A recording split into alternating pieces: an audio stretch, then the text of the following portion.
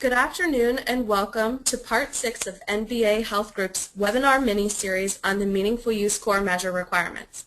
My name is Cody Simpson and I am an implementation consultant here at NBA.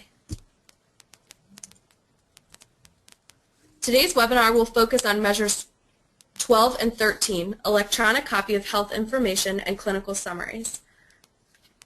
There will be time for questions and answers at the end, so feel free to type your question at any time or wait until the end and we will unmute everyone's lines to answer questions. So meaningful use core measure number 12 is electronic copy of health information. The objective of this measure is to have providers honor patient requests for an electronic copy of their health information, including at a minimum diagnostic test results, problem list, medication list, and medication allergies. To meet this measure, more than 50% of all patients who request an electronic copy of their health information are provided it within 3 business days. There are 2 definitions for this measure, business days and diagnostic test results. Business days are defined as Monday through Friday, excluding federal or state holidays on which the provider or their administrative staff is unavailable. Diagnostic test results are defined as all data needed to diagnose and treat disease. The attestation requirements of this measure include a numerator and a denominator. The numerator of this measure is the number of patients who receive an electronic copy of their health information within 3 business days of requesting it, and the denominator is the total number of patients who request an electronic copy of their health information 4 business days prior to the end of the reporting period.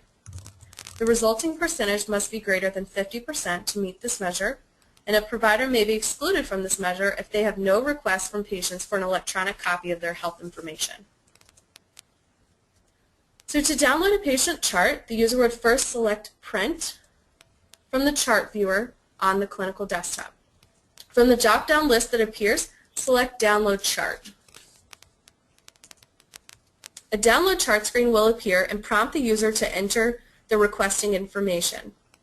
Once the user has entered the disclosure reason and request date, they will then select Next. It is important to note that a patient request is the only option that will be included in the denominator for this measure, and it is not possible to select a date in the future. The screen will shift to allow the user to select the appropriate chart sections to be included in the output. Once the changes have been made, the user will select Next again. The download chart window will then shift to show all previous inquiries, including the one we just entered. The user must select Refresh in order to complete the request.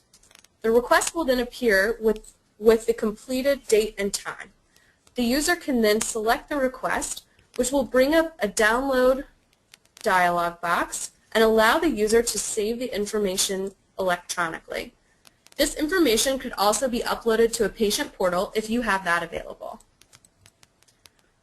So there are a few key workflow considerations to discuss with respect to this measure.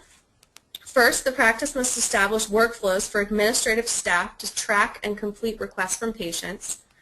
And it's also important to designate staff to carry out these workflows in order to assign the appropriate permissions in the back end of enterprise. Finally, only specific third-party requests for information are included in the denominator, and those are requests from a family member or a patient's authorized representative. Before we move on to the next measure, I want to highlight what your meaningful use status report will look like if you haven't seen one already. The report contains a list of meaningful use measures, including the goal for that particular measure and your score. This report is generated by the Stimulus Reporting Portal, which is updated each night based on the changes you make in the EHR. It is important to note that the numbering convention on the stimulus report does not match CMS-defined measure numbers, so keep that in mind as you are testing. Also, as you can see on this specific report, for the electronic copy of health information measure, the score column shows NA, which means that there are no requests identified that would be considered in the denominator. Therefore, this provider is meeting the measure and would report a denominator of 0 when attesting. Meaningful use core measure number 13 is clinical summary. The objective of this measure is for the provider to make available a clinical summary for each patient following each office visit, including relevant and actionable information and instructions. To meet this measure, at least 50% of patients must be provided with a clinical summary. There's one definition for this measure, office visits. An office visit is defined as a separate billable encounter that results from evaluation and management services provided to the patient. The three types of office visits are concurrent care or transfer of care visits, consultant visits, and prolonged physician service.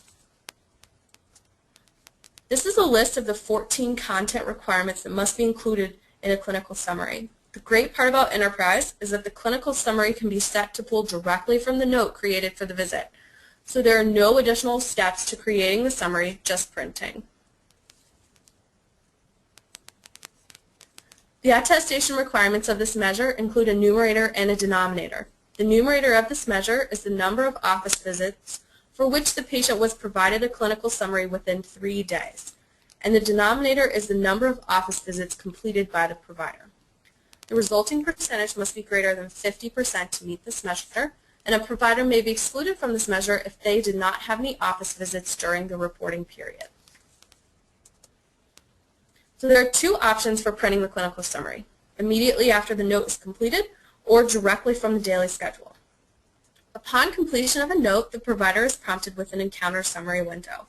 The provider should make sure the Provide Clinical Summary box is checked.